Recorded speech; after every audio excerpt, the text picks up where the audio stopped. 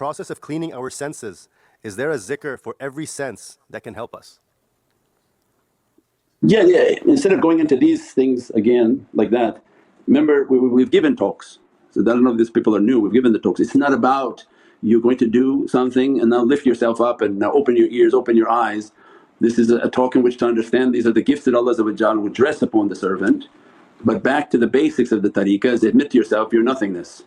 And if you're true to yourself of being nothing, you begin to meditate, contemplate, make the muraqabah, make the madad, make the connection, do the daily wazifa without break, without stop. That's suffice the servant. They don't need extra when they're not doing the basic. And if they're doing the basic they have to make a very strong connection.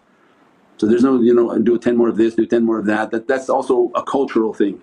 Everywhere they go they want to get different wazifas and get more wazifas and recite more things. As-salamu alaykum wa rahmatullahi wa barakatuh.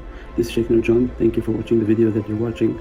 Inshallah, if you're happy with the content and happy with these programs, please support the button below, the programs that we have for our orphanage repairs, our water well, Give the Gift of Life, our mobile food vans. We have now 5 vans: Vancouver, Chicago, Los Angeles, Pakistan. There's many programs that reach thousands of people and rescue foods and give those supplies to people in need. Your support is greatly appreciated. Also be so kind as to leave loving comments and please share the stream. Every bit counts. As-salamu alaykum wa rahmatullahi wa barakatuh.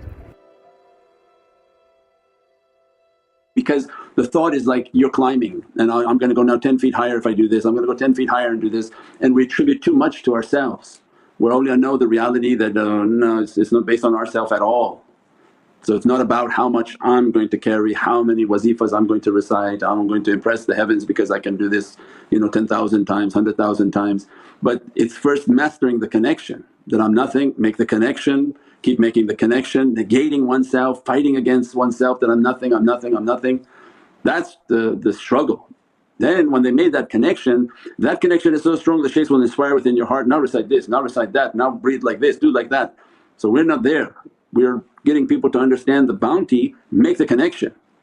But the certain cultures they don't understand the connection, and they understood that when you see a shaykh get a wazifa, so they go to every event and say, give me something to recite, give me more of this to recite, because you're putting too much importance on yourself. And it says if you have 20 of these wazifas from all the people you've met and none of them have been done, and it's not the importance is make the connection. Because once you enter into their realm, if you can make that connection, that's where the power is, that's where the reflection of energies are coming, and the fight in negating yourself, negating ourselves.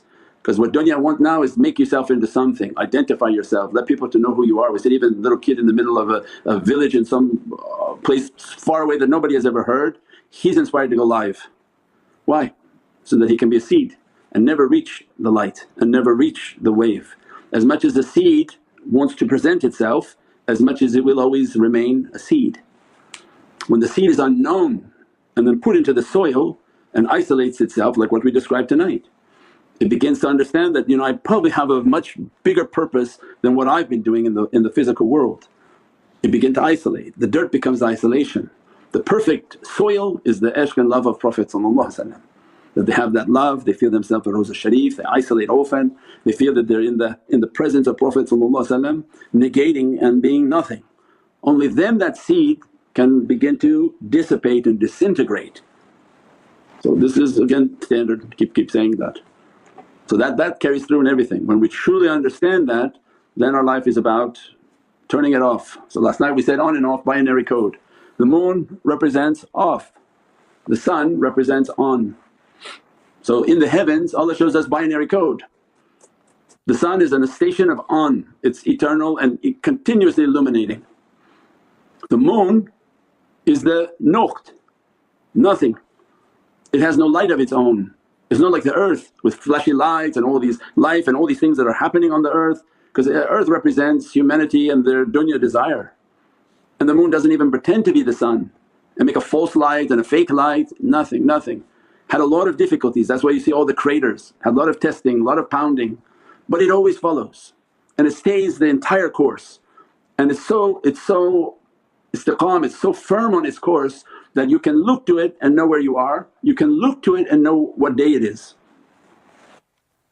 So it plays an important role in guidance because of its staying firm and true to its course. As a result of following that which is eternal, it reflects light to humanity. So when we're on earth and we're looking up, Allah wants us to understand, you're actually breathing on that planet because that moon stays its course. Because it sends the light and the reflection of the sun upon earth, and Farmer's Almanac, and anyone who does farming would understand, it's actually moonlight that grows vegetation, not sunlight. Sunlight only ripens. So we're in need of the earth, the sun and the moon. So then Allah is saying that you need it, and even your soul needs it as an understanding of guidance. So qamarun are the awliya, that they took to that understanding and then they train people in the same way. Be a moon, try not to be the earth with too many lights and too many distractions in your life, you're not going to get anywhere. And in the end it's going to be difficult. If you can take the way of the moon, then your firmness is always follow the light, seek the knowledges of the light, not the knowledges of earth. Who cares about all of the discoveries of this earth? What are you going to do with it in akhirah? Right? So even the usul that have a fixation on physical properties, learn it, but that which is eternal is far more superior in the jurisprudence. Right? Study how to make wudu, how many videos people want to make about wudu, but that's physical body. Once you learn that, now make a video on the how to make the wudu of your soul and in your heart and your blood, because that's eternal. Right? How do you wash your blood from shaitan is inside your blood? How do you wash your heart and the wudu of your heart? That knowledge is eternal. If you understood that knowledge is your eternity. Washing your physical, what are you going to do in the heavens with that? There was this cup or this big a cup, what are you going to take into paradise? You don't have that body anymore.